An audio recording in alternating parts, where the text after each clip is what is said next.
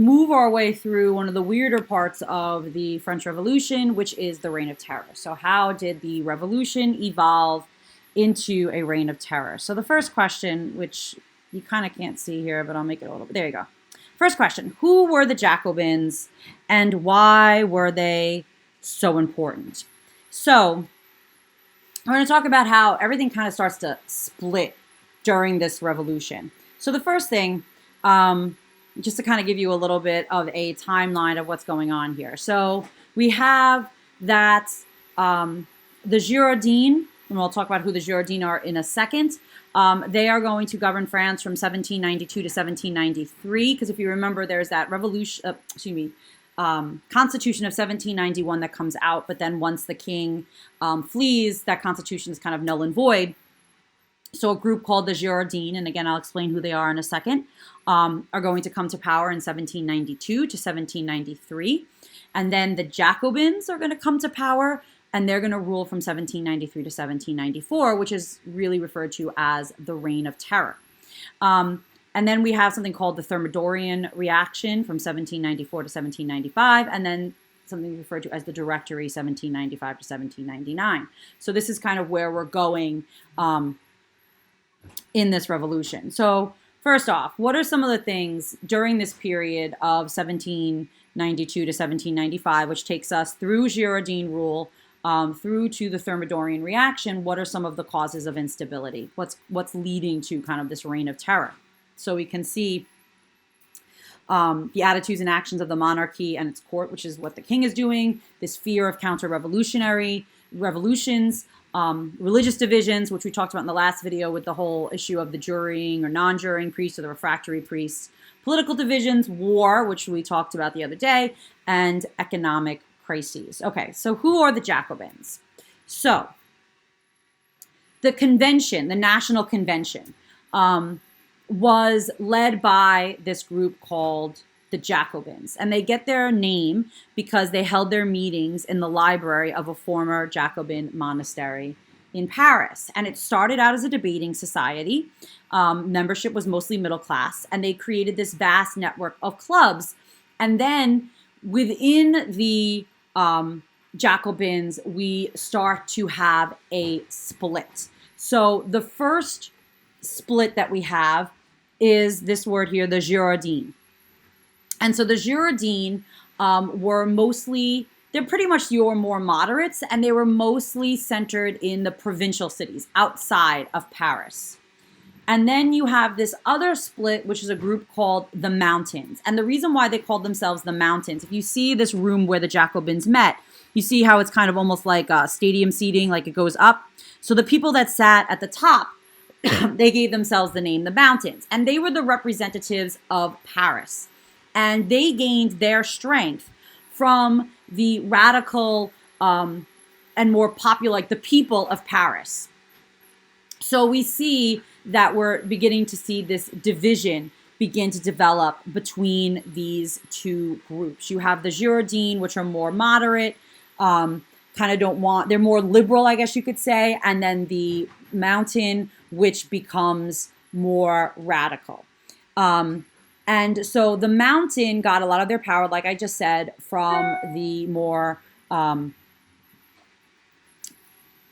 radical elements of the people of Paris, a group called the Sans-Culottes, who I'll talk about in a second. And they wanted to push the revolution forward because they felt the revolution wasn't going far enough, and they wanted more of a full equality. And they were denouncing the king and the queen because at this point, remember, the king is still around. So they were denouncing the king and the queen, where the Girondins would be typically more supportive of the king, having a monarchy. And the Mountain feared that the convention was too moderate, and they wanted a direct democracy and were willing to use mass uprisings if necessary.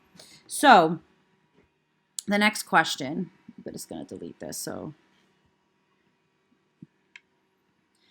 the next question is, how does the Mountain gain power with the help of the Sans-Culottes? So the Sans-Culottes were the working class of Paris, the Parisian working classes. And so they were your small shopkeepers, they were your tradesmen, and they shared a lot of ideas of the middle class. And they were in some ways seen by others as kind of being more radical. Here, this is a British cartoonist kind of depicting them as kind of savages. But they were your working class. And the reason why they get the term sans-culottes is because they wear these trousers instead of the culottes, which were the short knee breeches that the upper classes would wear. So these sans-culottes, like I said, are going to be a little bit more of your more radical elements, even though they had a lot in common with the working class. So here we can see on between August 9th to 10th of 1792, the Tuileries Palace was stormed. And this was triggered in part by a publication in Paris of the August 3rd Brunswick Manifesto, which we talked about in the video on international warfare. And this confirmed a lot of the popular suspicions concerning the king, and that the king was committing treason. And this is really because once the king is captured, he's brought back to Paris and he's kind of now imprisoned in the Tuileries Palace. He has not, in August of 1792, he has not been put on trial yet. That doesn't happen until December of 1792. Then in September of 1792, we have something that's referred to as the September Massacres. So the September Massacre started because there were rumors that there were anti-revolutionary political prisoners that were plotting to break out and attack the armies from the rear, the French army, while the Prussians were attacking from the front. And during this time, over 1,000 people were killed. And a lot of people, this turned a lot of people against the revolution because they thought that it was getting too crazy. And it turned a lot of people who were outside of France supporting the revolution, it kind of like turned them against it. Then we have the National Convention meeting in September of 1792. So the first act was the formal abolition of the monarchy on September 22nd, 1792, which the French declared as year one of the French Republic. And it offered French assistance to any subject people who wished to overthrow their government. So this kind of feeds into now this international war that the French are now fighting with Austria and a whole bunch of other people. So here we can see this is kind of the political spectrum. We've gone over the political spectrum before, and I've kind of laid out what it means to be liberal versus conservative versus central, what it means to be a socialist versus a fascist. But here you can see this is where the people of the French Revolution all kind of play onto this. So you have the Girondins, which, like I said, were more moderate / conservative, but the Girondins and the Mountain, they were all Jacobins. So the Montagnards, I don't know how to say that in French, that's the Mountain. They were very far to the left. And then you have the people that supported the monarchy. They were more to the right. And so here you could see so the Jacobins, as this split became more apparent, the Mountain began to be the one that gained power. And eventually, this is really going to plunge France into the Reign of Terror. So the next question is, how did the decision to execute the king, passed by a majority of only one, split the revolution? So here you can see this is Louis XVI depicted as a pig. So to the Mountain, the king was a traitor. However, the Girondins felt that the revolution had gotten far enough, and they were not willing to execute the king. They were willing to maybe potentially exile the king, but they did not want to execute the king. So the king isn't put on trial until December of 1792. So December of 1792, Louis XVI is put on trial for treason, and then he is found guilty in January. So the trial of the king was hastened by the discovery in a secret cupboard of what was a cache of documents in the Tuileries Palace, proving that Louis knew and encouraged foreign intervention because he wanted his power back. And so the National Assembly votes to execute him in January of 1793. Well, he's executed in 1793. He's put on trial in 1792. And here we can see this is a sheet showing the execution of Louis XVI, and it says, "Matter for reflection for the crown jugglers, so impure blood doesn't soil our land." And then Marie Antoinette is depicted as a serpent, and then she eventually is also executed. She dies in October of 1793, so quite a bit of few months after her husband. And by this point in 1793, the war was going very badly, and the economy was doing very poorly. So food was hard to find, and people were getting really, really restless.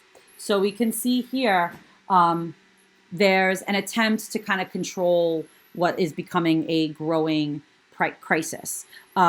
So there's this fear, because the war is going badly and the economy is doing so poorly.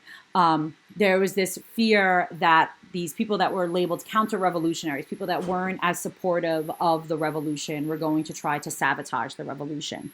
So that's why a revolutionary tribunal is set up in Paris to try suspected counter-revolutionaries. Also, representatives on mission were sent to the provinces and to the army to oversee conscription. So basically, as the war was going on, they're needing to attract more people into the army and build up the size of the army. They also set up watch committees to keep an eye on foreigners and any suspects that were accused of counter-revolutionary activity. Excuse me. And this group sanctioned the trial and execution of rebels and émigrés, those who had left France, should they ever decide to return to France. We see the printing of these more assignats. We talked about this before, to try to pay for the war. And we also see the creation of the Committee of Public Safety and the Committee of General Security. So the Committee of Public Safety was set up to oversee and speed up the work of the government during this crisis. And Robespierre, we're going to talk about him in a second, he's going to be the one that becomes the leader of the Committee of Public Safety. And then we also see what's referred to as the Committee of General Security, which was responsible for the pursuit of counter-revolutionaries, the treatment of suspects, and other internal security matters. Which is taking us to this question: how is this situation all going to lead to the rise of a dictator? So this man here, Maximilien Robespierre, he was known as the Incorruptible. He couldn't be bribed. He was a lawyer that had served on the Estates General. He was in the Constituent Assembly, and he's eventually going to lead the National Convention. And he was a prominent member of the Mountain. And he was very supportive of a purge of the Girondin leaders, which happened on May 31st, 1793.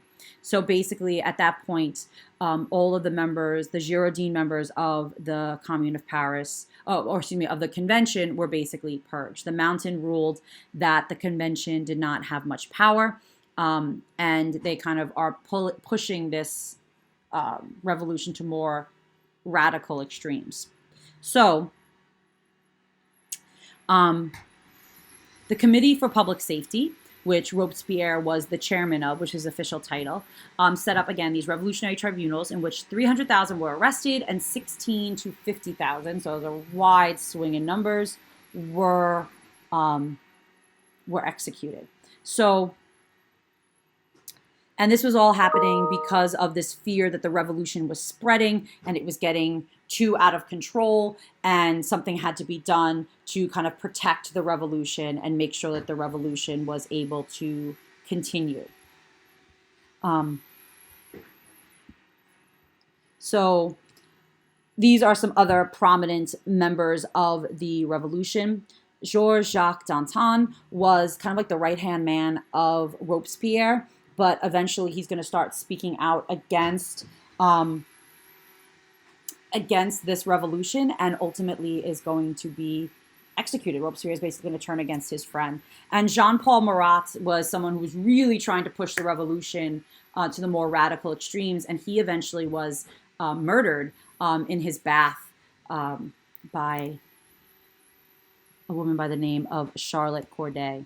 But this is the very famous depiction of the death of Marat. And she said, I killed one man to save 100,000 because he was really supportive of the reign of terror.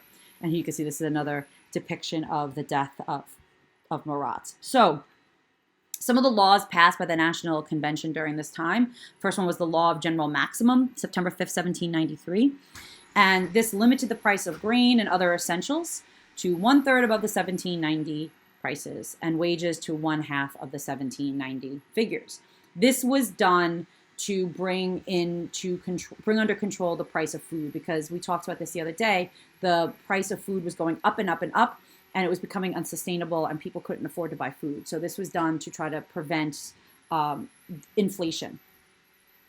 The Law of Suspects, September of 1793. This law was so widely drawn that almost anyone who did not express enthusiastic support for the Republic could be placed under arrest. This is what allows this terror to really kind of take hold, because if people suspected you of not being, so supportive of the revolution, they could turn you in, and then you could potentially be arrested. So Robespierre says terror is nothing other than justice, prompt, severe, and inflexible. So the Revolutionary Tribunal of Paris alone executed 2,639 people in 15 months. And the total number of victims was over 20,000. And like I said, it kind of swings varying because the records weren't so good being kept. So we don't necessarily know how many people were actually being executed. So the guillotine, this is a little poem about the guillotine. O thy charming guillotine, you shorten kings and queens. By your influence divine, we have reconquered our rights. Come to aid of the country, and let your superb instrument become forever permanent to destroy the impious sect. Sharpen your razor for Pitt and his agents. Fill your divine sack with head of tyrants. So Pitt is the Prime Minister of England at the time. So here you can see, though, the different classes that were being executed. And you notice that the vast majority were either working class or were middle class. The reason why such a small percentage, about 8% of the people were nobles, is because most of the nobles got the heck out of France and became known as émergés during all of this. So they weren't there while all of this was happening. And so the guillotine kind of becomes this overarching issue, like this thing that's going to, the specter of everything that's, people are going to be killed. So how would the counter-revolutionaries be repressed? So basically, they went after, like I said before, anyone who seemed like they were against the revolution, which is kind of ironic because Robespierre essentially wanted to create a country where there was complete equality, universal male suffrage, and have a democratic constitution with legislation for the lower classes. But Robespierre felt that because there were so many counter-revolutionaries present, that you can't have this democracy. This can't come into pass in France until all of the people who were enemies of the revolution were eliminated. That's kind of the strange contradiction of this revolution. So here we can see there was a resistance that grew against the revolution, and that was known as the Vendée Revolt, which broke out in 1793. And so the Vendée symbol was for God and for king. So remember, the revolution had obviously turned against the monarchy, but also turned against the Catholic Church as well. So why was there a revolt in the Vendée? So part of it was the fact that people were being conscripted into the army to pay for this war, and that angered a lot of people. The peasants were still being taxed. They were not benefiting in any way, shape, or form from any of this. So there was a lot of resentment against the taxation. A lot of the peasants in the countryside did not like the fact that the revolution turned against the church. And many of the peasants didn't benefit from the sale of church lands because they were sold off in large blocks. Mostly the wealthy bourgeoisie were the ones that benefited from that sale of church lands. So, people really saw the revolution as something that was just out of control and kind of crazy. So that takes us to this question. Why would the Committees of Public Safety eventually turn against the radicals themselves? So we see here that the Catholic Church was linked with real or potential counter-revolution. And the religion was associated with the ancient regime and superstitious practices. And this de-Christianization policy was very popular amongst the sans-culottes. They believed that religion had no place in this secular government that they were trying to create. So the French then start to create a de-Christianization program. They adopt a new republican calendar, getting rid of any hint of Christianity. So they abolished Sundays, they abolished religious holidays, they renamed the months. They, instead of having a 7-day week because God created the earth in 7 days, they created a 10-day decade, and they reset up the calendar. So the convention basically divorces the state from the church. And you can see what one of these calendars looks like, and you could see all the different months that they came up with, basically focusing on the seasons. And we can also see a new republican calendar. So this de-Christianization program banned the public exercise of religion, and the Paris Commune was supporting things like destroying religious and royal statues. There was a ban on clerical dress, and the clergy were encouraged to give up their vows. And the Cathedral of Notre Dame was turned into the Temple of Reason. And if someone was denounced by 6 citizens, if a priest was denounced by 6 citizens, he could be denounced as a priest, and his priesthood could be taken away. So they created a festival of Supreme Being instead of any Christian holidays. And there was a lot of backlash against this de-Christianization program, because many people were part of the, they were happy with the Catholic Church. There was a lot of backlash against this. This alienated large parts of the population, especially the more rural areas. Robespierre actually never supported this. He felt that this was going way too far. So there was a decree passed on the liberty of cults, December 7th, 1793, but it had little practical effect. Then, between March and July of 1794, we see that the terror begins to become more intense. As a result, the law of Prairial, I don't even know, June 10th, 1794 was passed. Trials are now limited to deciding only liberty or death. You couldn't even defend your rights. And the question becomes, were you an enemy of the people? So as Robespierre begins to feel like he's losing control of the country, we start to see him going after anyone that could potentially, challenge his power. So that takes us to this question. While this is all going on, though, this war is going on in the background of all of this. And it starts off very poorly, but it does begin to turn the tide. So the French the French Republic creates the largest army in Europe, 800,000 men. Many of these people were fighting for a cause they believed in. They had worked their way up through the army. And as a result, they were winning against the Austrians and the other soldiers. And this is one of the ways, this is really going to kind of end the Reign of Terror, because Robespierre was able to use this fear of foreign invasion as a way to try to feed into why there needs to be a Reign of Terror. Once there no longer is this outside invasion kind of looming, then we see that the Reign of Terror becomes something that is not necessary.